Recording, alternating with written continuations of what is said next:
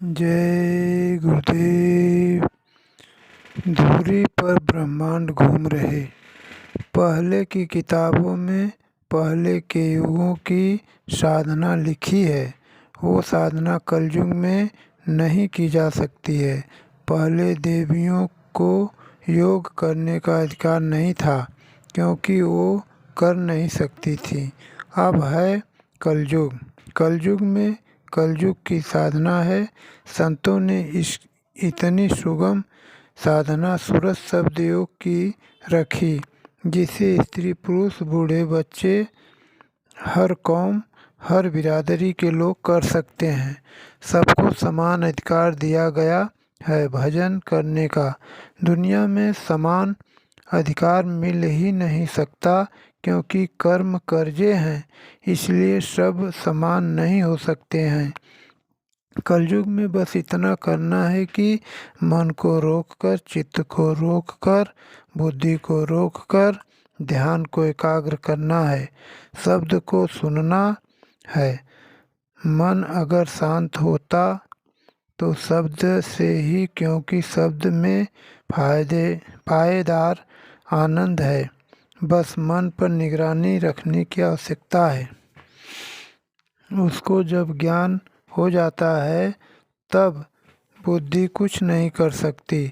मन बुद्धि चित्त को साफ करने के लिए सुमिरन करो। सूरत को साफ करने के लिए भजन करो। आप लोग सुमिरन करते रहो। सूरत को साफ करने के लिए भजन करो। आप लोग न सुमिरन करते हो न भजन करते हो। सुमिरन को पका लो, भजन बनेगा।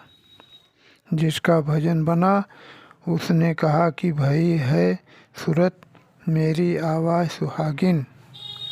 आज से मतलब इस तन से है।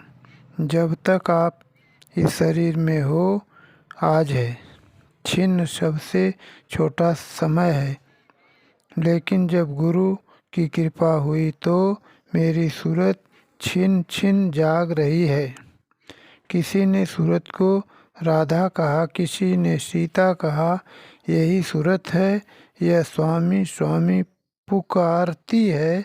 जब शब्द सुनने लगती है तब उसके साथ आवाज़ आती है और वह पुकारने लगती है। तुम नहीं जानते हो कि पृथ्वी कैसे घूम रही है। पृथ्वी के ऊपर स्वर्ग, वैकुंठ, ब्रह्मांड, पार ब्रह्मांड, ब्रह्म से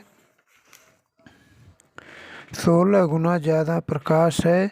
यहाँ पर ये इतनी छोटी हो गई कि बिना महात्माओं के अब उसका भेद कोई नहीं बता सकता। जो आपको यहाँ मिला है वही आपको जब आप उधर चलोगे तो वहाँ मिलेगा। अगर हर मंडल में वह आता जाता नहीं होगा तो वह मिलेगा कैसे। सतलोक नहीं घूम रहा है पर उसकी धुरी पर सारे ब्रह्मांड पार ब्रह्मांड घूम रहे हैं। मालिक ने आपको दान दिया, दी हुई चीज़ वो लेगा नहीं। मालिक का यह काम नहीं है, लेकिन यह संतों को भेजता है। वह ज़बरदस्ती नहीं करते हैं। युक्ति से प्रेम से समझा बुझाकर आपको ले जाएंगे।